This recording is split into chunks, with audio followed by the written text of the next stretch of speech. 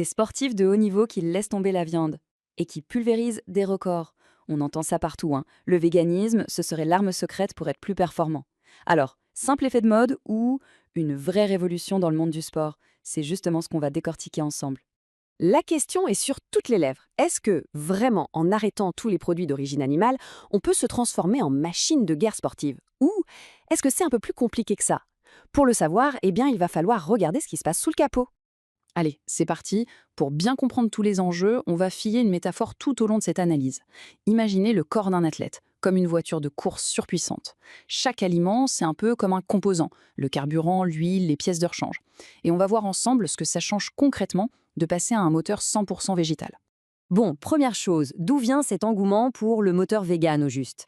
Parce que c'est une tendance qui prend de l'ampleur, et pas seulement dans nos assiettes, non, non. On la voit aussi sur les pistes d'athlétisme, sur les terrains de foot, partout. En fait, il y a plusieurs raisons à ça. Bien sûr, il y a les convictions personnelles, l'éthique, le climat. Mais pour un athlète, ce qui pèse lourd dans la balance, c'est cette promesse, cette idée qui circule. Et si l'alimentation végétale était la clé pour débloquer un niveau de performance supérieur? C'est exactement cette question qu'on va passer au crible de la science. Ok, commençons par le b.a.-ba de tout effort physique, le carburant. C'est simple, pour que notre voiture de course puisse avancer, elle a besoin d'énergie. Et cette énergie, elle vient principalement de deux sources, les glucides et les graisses. Et là, attention, premier gros point fort. Un régime vegan, c'est une véritable mine d'or de glucides. On parle de céréales, de légumineuses, de fruits. C'est littéralement comme si on mettait du carburant de fusée dans le réservoir. Pour tous les sports d'endurance, le marathon, le cyclisme, c'est un avantage qui n'est pas négligeable du tout. Après le carburant, il y a l'huile moteur, les graisses. Elles sont cruciales pour que toute la mécanique fonctionne sans accroc. Mais là, pour le moteur vegan, il y a un petit défi. Ça concerne les fameuses oméga 3, surtout l'EPA et le DHA, qu'on trouve principalement dans les poissons gras. Alors oui, les sources végétales, comme les graines de lin, elles donnent un précurseur, là et là, mais le problème c'est que notre corps galère à le convertir. La conversion est vraiment très faible. Alors la solution, elle existe, c'est de se tourner vers des suppléments à base d'huile d'algues. Elles produisent directement ces fameux EPA et DHA. Bon, on a le carburant, on a l'huile, tout va bien.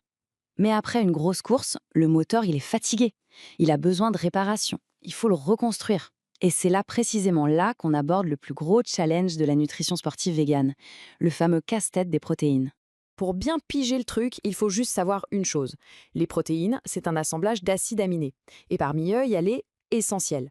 Pourquoi essentiels? Parce que notre corps est incapable de les fabriquer tout seul. Ce sont les pièces détachées vitales qu'il faut obligatoirement trouver dans ce qu'on mange pour pouvoir réparer et construire du muscle. Alors, la protéine animale, c'est un peu le mode d'emploi facile. C'est comme si on recevait une pièce de rechange, déjà toute montée, complète, avec tous les bons acides aminés essentiels. Le corps n'a plus qu'à l'apprendre et à l'installer. Simple, direct, efficace. Avec la protéine végétale, par contre, c'est un peu différent. Là, imaginez qu'on vous livre les pièces en kit. Une seule source végétale, bien souvent, ne contient pas toutes les pièces nécessaires ou pas dans les bonnes proportions. Il faut donc jouer au mécanicien, il faut être malin et assembler les bonnes sources entre elles. Le grand classique, c'est riz plus lentilles. Ensemble, elles forment la pièce complète. Et le défi, il ne s'arrête pas là. Il y a un acide aminé super important qui s'appelle la leucine. C'est un peu l'interrupteur qui lance le mode construction de muscles. Le problème, c'est que les protéines végétales en ont souvent moins. Et si on ajoute à ça le fait qu'elles sont aussi un peu moins bien digérées par notre corps, eh bien le calcul est vite fait. Pour avoir le même effet de construction musculaire, il faut parfois manger quasiment le double de protéines végétales par rapport aux protéines animales. Ok, notre voiture a du carburant et des pièces pour se réparer. Super. Mais il ne faut surtout pas oublier de jeter un œil au tableau de bord. Parce que si on ignore les voyants qui clignotent en rouge, on risque la panne, voire la casse moteur. Ces voyants, ce sont les micronutriments critiques. Regardez bien ce chiffre, 50%. C'est énorme. C'est la part de vegan qui présentait une carence en vitamine B12 dans une étude britannique. Là, on parle d'un voyant d'alerte qui clignote en rouge vif et qui fait beaucoup de bruit. Et attention, ce n'est pas un petit voyant de rien du tout. La vitamine B12, elle est quasiment absente du monde végétal. Or, elle est absolument vitale pour notre système nerveux. Une carence qui dure trop longtemps peut causer des dégâts neurologiques irréversibles. Donc le message, il est on ne peut plus clair. Pour un athlète vegan, la supplémentation en B12, ce n'est pas une option, c'est non négociable. Un autre voyant qui peut s'allumer, celui du fer. Et là, le souci, ce n'est pas la quantité. Les végétaux en contiennent, pas de problème. Le vrai souci, c'est son absorption. Le fer d'origine végétale est beaucoup moins bien assimilé par le corps. C'est comme si le moteur avait du mal à capter l'oxygène. Les symptômes, grosse fatigue, essoufflement.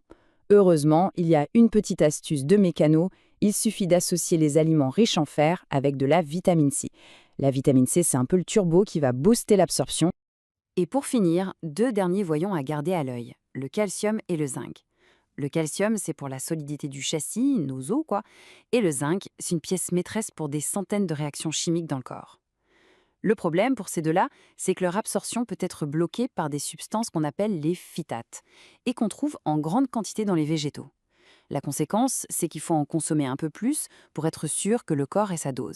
Bon, on a tout inspecté. Le moteur, le carburant, le tableau de bord. Alors, au final, cette voiture de course végane, est-ce qu'elle franchit la ligne d'arrivée en premier? C'est quoi le verdict de la science? Eh bien, la conclusion est peut-être surprenante, mais elle est très claire. À l'heure actuelle, il n'existe aucune étude scientifique sérieuse qui prouve qu'un régime vegan améliore la performance, ni qu'il la diminue d'ailleurs. L'idée d'une diète miracle, eh bien, elle semble s'effacer devant une réalité bien plus nuancée. Alors, qu'est-ce que ça veut dire tout ça? C'est assez simple en fait. Ce qui compte, ce n'est pas le type de moteur. Que ce soit un moteur omnivore ou un moteur vegan, non. Ce qui compte vraiment, c'est l'habileté du mécanicien, c'est-à-dire l'athlète lui-même et toute son équipe. La clé de la réussite, finalement, c'est la planification.